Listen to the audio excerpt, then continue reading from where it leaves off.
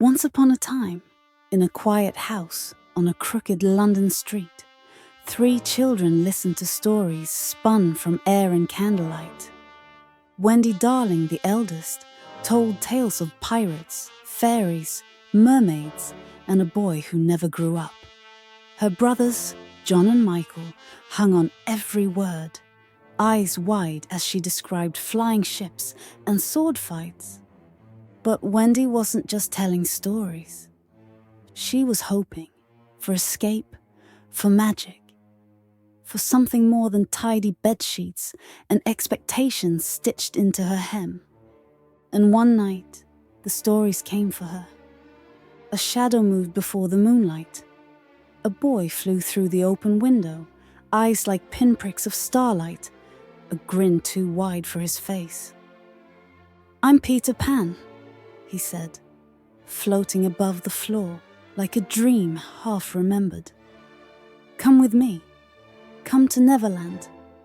You'll never grow up." Wendy hesitated until Peter reached for her hand.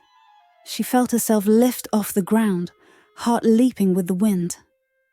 John and Michael followed, and the nursery dissolved behind them as they soared through stars.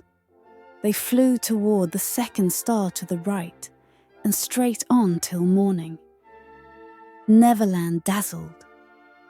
Skies tinged with pink, trees tall as cathedrals, waters glowing green beneath twin moons. Mermaids watched from cliffs with eyes too still. The lost boys cheered when Peter returned. "You brought us a mother," one cried. "I'm not," Wendy began. But Peter placed a crown of vines and feathers on her head. "You'll tell stories," he said, "and kiss us goodnight. That's all a mother really is."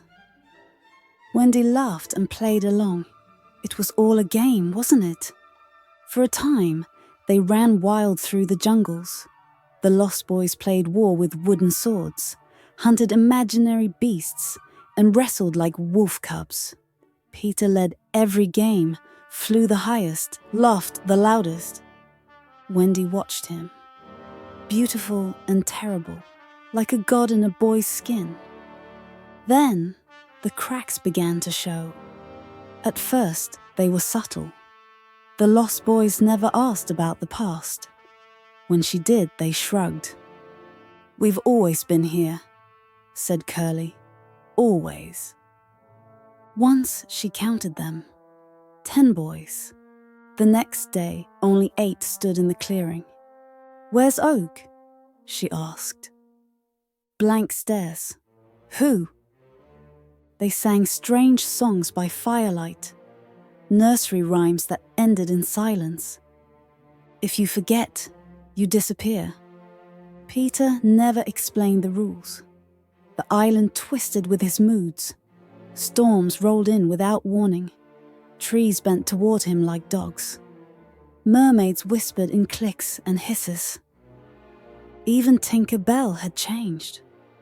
Her wings were frayed, her glow flickering. "Peter doesn't let go," she whispered once, voice faint as wind.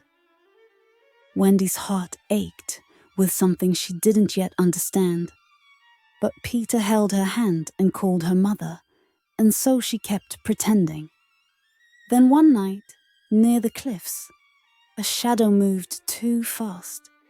A bag over her head, a hand over her mouth. The world spun. She woke on a creaking ship, the Jolly Roger. She braced for cruelty. Instead, there was candlelight, the smell of salt, and a man with silver-streaked hair and a hook where his hand should be. "I'm Captain Hook," he said. "I won't hurt you." "You kidnapped me," Wendy said, trembling. "I rescued you." He poured tea with careful precision. His cabin was lined with maps, clocks, and parchment drawings of boys, names beneath each. "My son was taken," he said. "I chased Peter here and never found a way home." Wendy's blood ran cold. You think Peter's the hero, but he's not a boy. Not really. He feeds on your wonder. The more you believe, the stronger he grows. And when you stop believing, he forgets you. He showed her a scroll, a sketch of oak, same messy curls. He was here last week, Hook said. You remember, don't you? Wendy nodded. Her hands shook. You're the first child to come in years, Hook said. And the only one who still sees the truth. Wendy stood, eyes burning. If you knew, why didn't you stop him? Hook looked down.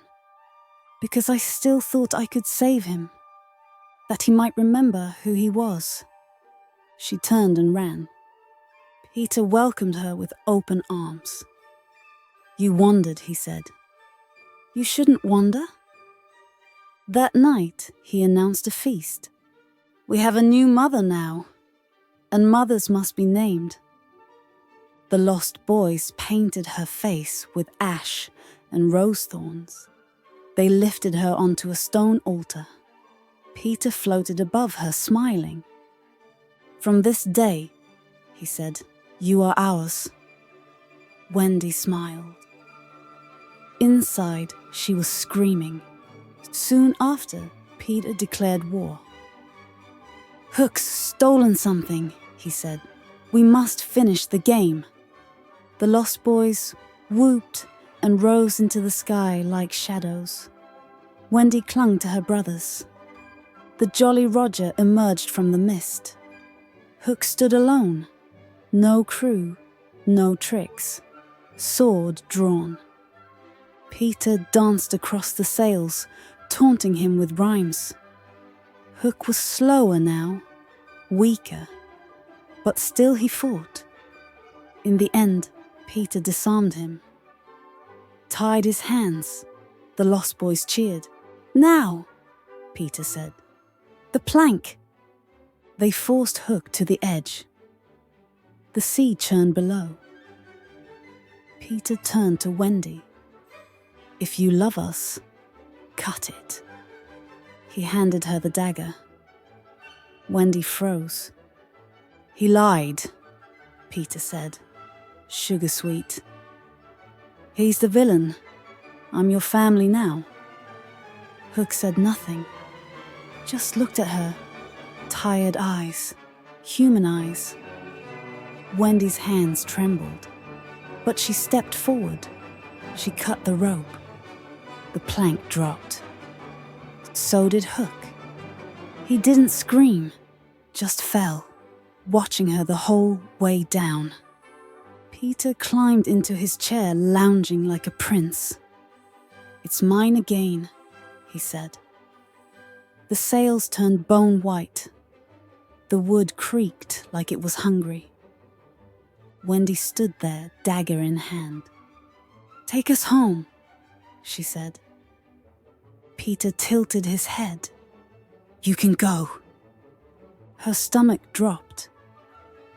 But John and Michael, they played, he said. They're mine now. She turned to her brothers. They stared at her, silent.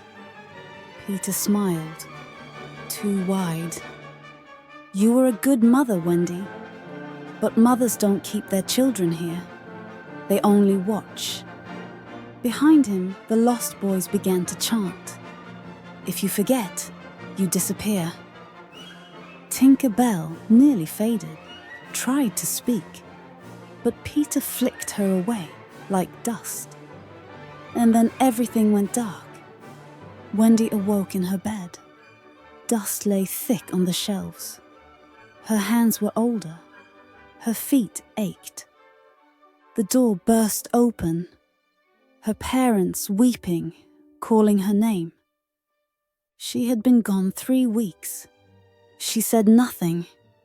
At night, she sat by the window, watching the stars. Sometimes she heard sails creak. Sometimes a shadow crossed her wall. Sometimes she remembered her brothers' faces. But sometimes she didn't. One night, she woke to the groan of the window. A boy stood there, his shadow stretched like a claw across her floor. "You forgot," he whispered. Two more shadows stepped forward, smaller, familiar. "Mother," they asked, and Wendy began to scream. The end. But the story never really ends, does it? Thank you for joining us in the world of Twilight Fables. If you enjoyed this tale and want to hear more stories like this, please subscribe and hit the notification bell for more.